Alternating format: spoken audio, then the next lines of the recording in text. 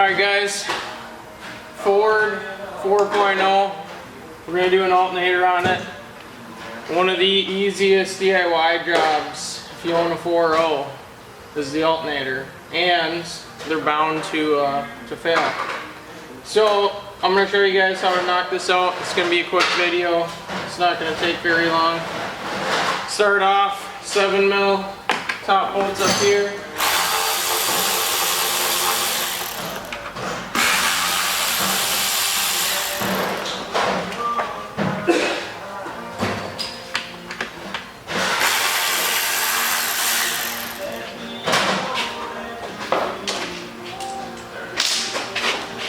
Switch to 8mm.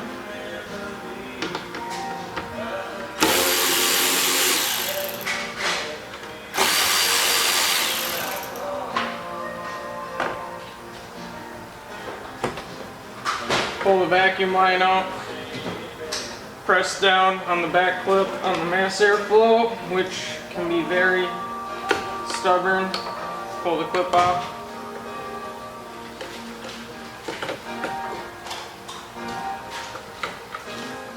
The other thing, there's going to be a clip in this boot right here. Going to need to pull that out.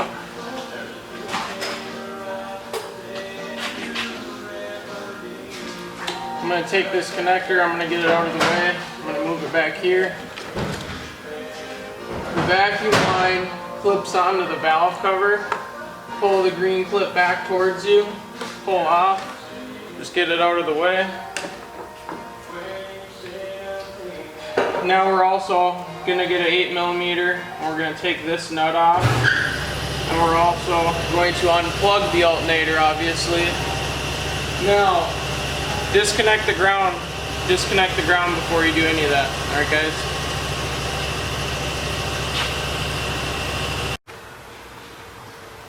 Alright, as far as this clip on the alternator goes, take your pick, send it down the back side of this connector. Okay, it'll be a little difficult to get the pick started behind it, but once you get the pick underneath it, it will release and you'll be able to pull the plug up like such. See how I did that? This is a 10mm, excuse me, so I'm going to pull that off as well.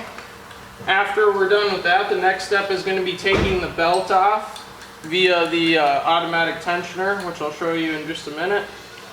I'm going to work on getting that off first.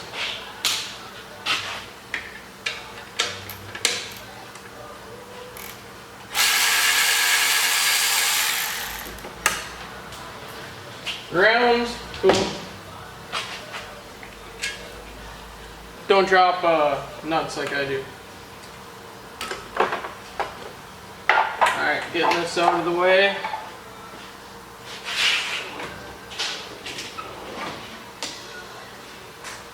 Now we have a 3/8 directly under the alternator. It's going to be a 3/8 square on that tensioner. 3/8 ratchet. Ideally, you're going to get a long one. Alright. Now, directly under the alternator is the automatic tensioner. So what you're going to do is try to line the square up with where the square is on the tensioner. Stick it in there, have it in the off position.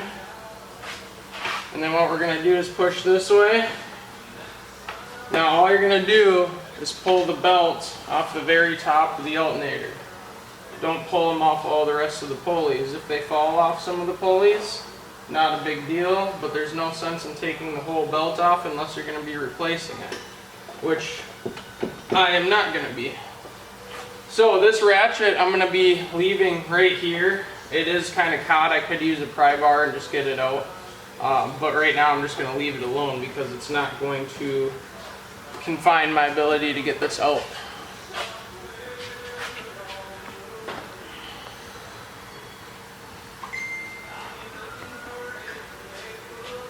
So we got a 15, two more 15s, and the alternator comes right out. Very, very simple job. I lied to you guys, 13. And this is the kind of stuff I'm talking about, how strong these heads are on these ratchets. Yes, I use them to break bolts loose that I shouldn't.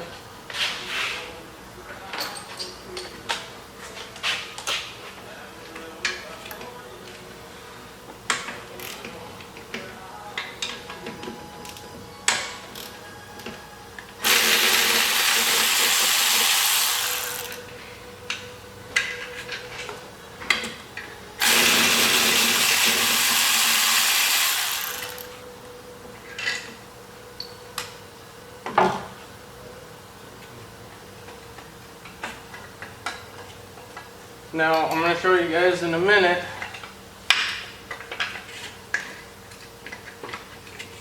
This plastic piece is going to come off. I'm just going to pull the rest of it out first.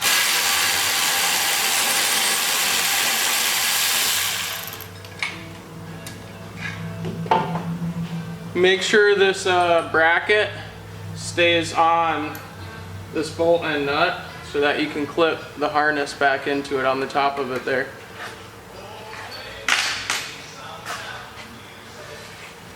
Alright, now we're literally going to rotate it forward and pull up.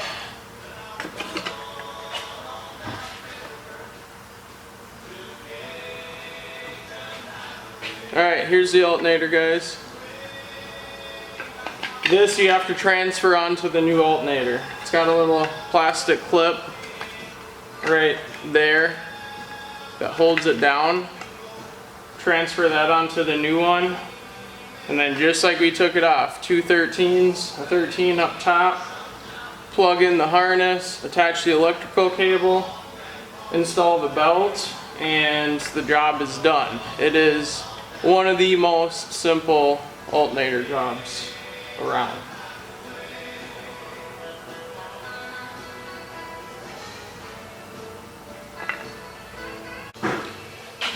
So this guy decided to bring me a used alternator, which appears to spin nice. I don't hear a lot of bearing noise. One thing you are going to want to do though, absolutely, is clean the electrical contact, as well as I'm going to make sure to put a very tiny layer of dielectric grease on this plug. Taking little extra steps like that can be beneficial. Okay, I'm going to set it right back down.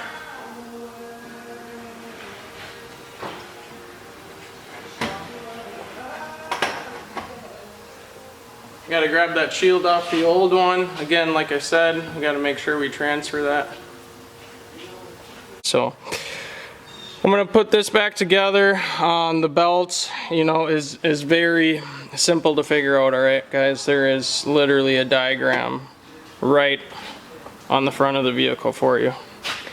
So, over alternator, under idler, excuse me, over the power steering pump, you get the point.